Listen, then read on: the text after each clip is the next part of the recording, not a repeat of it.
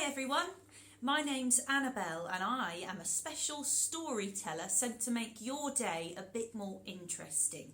Now the lovely people down at Lakeside Arts Centre in Nottingham have told me that you're all stuck indoors, you're really bored and you want some fun stuff to do. So that is what we are going to do today. Now, today we're going to be looking at the story of Little Red Riding Hood. Now, first things first, we need to read the story, but I need your help. If I just sat here and read the story to you, it'd be really boring. So, we're going to make this much more fun and interesting. I need you to help me bring the story to life. Now, if there's lots of you at home, that's great. You can all pick a different part to play. That's right. I'm looking at you, mum, dad, brother, sister, you over there, whoever you are, you're going to get involved, okay? So, if it's just you on your own, don't worry. The fun thing about performing is that anything is possible, okay? So you can become all the characters yourself. You just switch from one to the other as you go along. So, the characters are Little Red Riding Hood, Mum, Grandma, the Big Bad Wolf, and the Woodsman. So take a couple of seconds now and each decide who you're going to be. Or if it's just you, try and remember all these parts. Little Red Riding Hood, Mum, Grandma, the Big Bad Wolf, and the Woodsman. Okay, got your parts? All ready? Good. The story of Little Red Riding Hood, read by me, acted by you. Once upon a time, there was a little girl who lived in a village near the forest.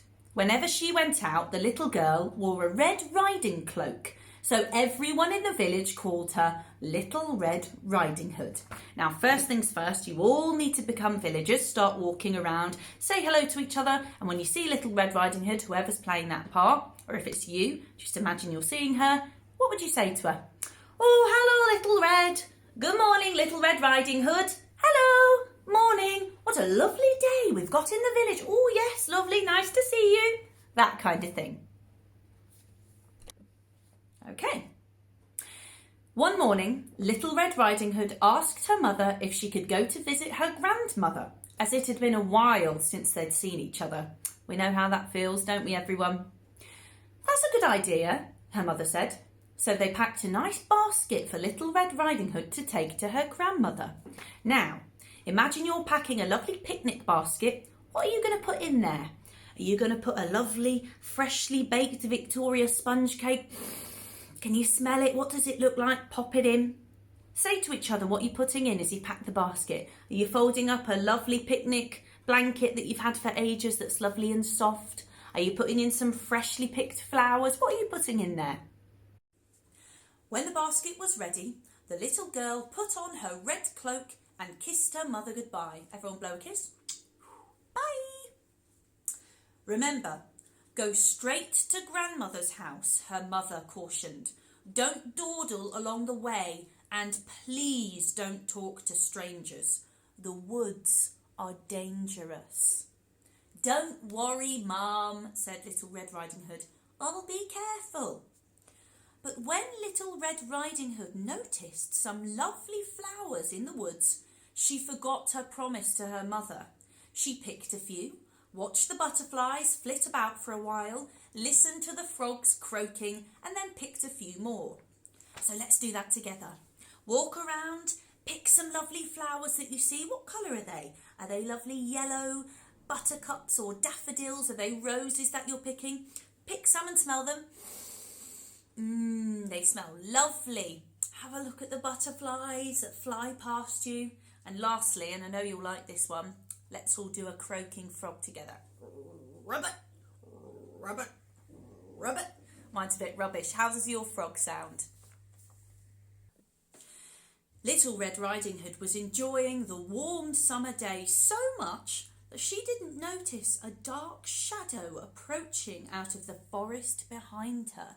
Now, if you're watching this a bit later at night, why don't you try to make some shadow puppets of wolves on the wall? You get your hand like this, so it looks like a barking dog, and then you add your first finger into a little ear, hold it up with a light shining on it, and see what happens on the wall. Very fun.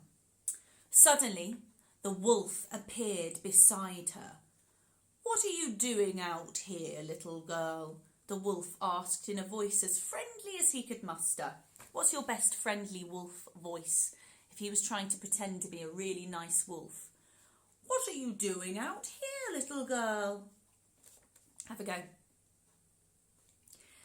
"I'm on my way to see my grandma, who lives through the forest near the brook," said Little Red Riding Hood. Then she realised how late it was and quickly excused herself, rushing down the path to her grandma's house. The wolf, in the meantime, took a shortcut. The wolf, a little out of breath from running, arrived at Grandma's and knocked lightly on the door. "Oh, thank goodness! Come in, come in. I was worried sick that something had happened to you in the forest," said Grandma, thinking the knock was her granddaughter. But who is it? It's the wolf, isn't it? The wolf let himself in. Poor Granny did not have time to say another word before the wolf gobbled her up. Now you show me, whoever's playing Granny, whoever's playing the wolf, gobble Grandma up. Show me that. Wow, really good. The wolf let out a satisfied burp. Have a go. Burp. And then poked through Granny's wardrobe to find a nightgown that he liked. He added a frilly sleeping cap and, for good measure, dabbed some of Granny's perfume behind his pointy ears. Now, can you pretend to do your makeup like Grandma? So how would the wolf pretend to put on his makeup? "Oh yes, I'll just dab some blusher there, maybe some lipstick and some mascara." A few minutes later, Red Riding Hood knocked on the door. The wolf jumped into bed and pulled the covers over his nose. "Who is it?" he called in a cackly voice. "It's me, Little Red Riding Hood." "Oh, lovely, do come in, dear," croaked the wolf. You have a go, it's really fun being the wolf pretending to be Grandma. "Oh, lovely, do come in, dear." Can you do that voice?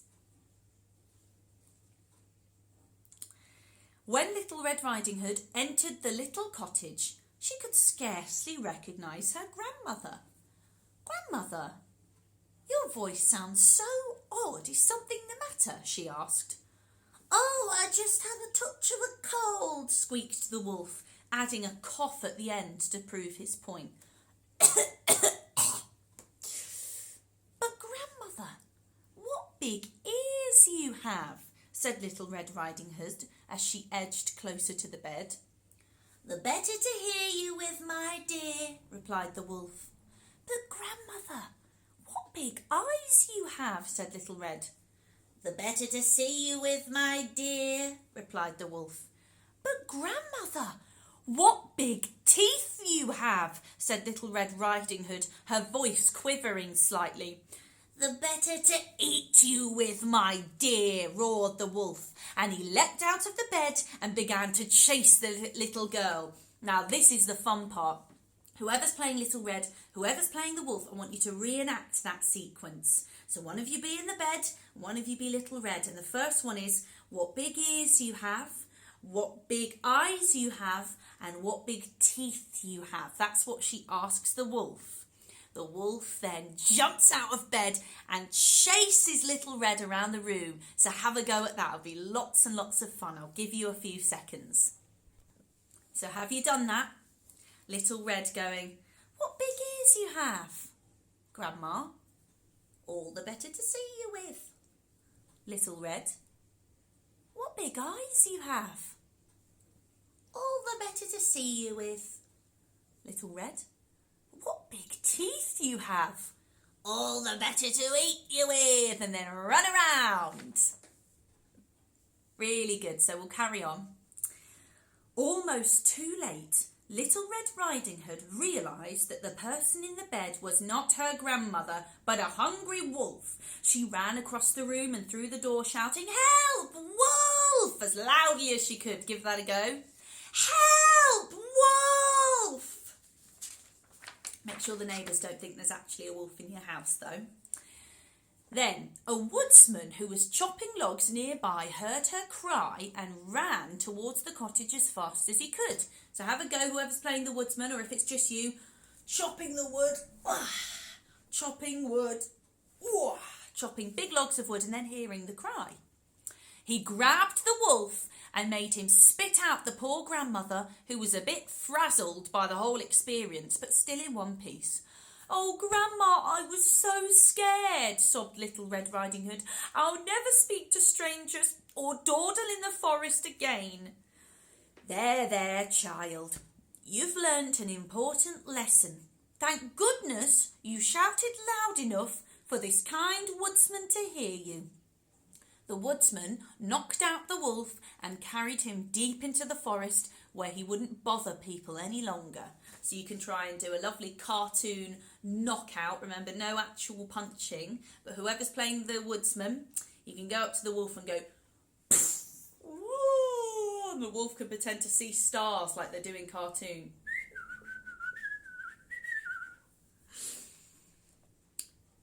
Little Red Riding Hood and her grandmother had a nice lunch and a long chat. What do you think they had for lunch, and what do you think they chatted about? And that is the end of the story. So, I hope you thought that was a lot more interesting than just reading Little Red Riding Hood. You actually became the performers and acted out the story. So now you know it so well, let's play some games.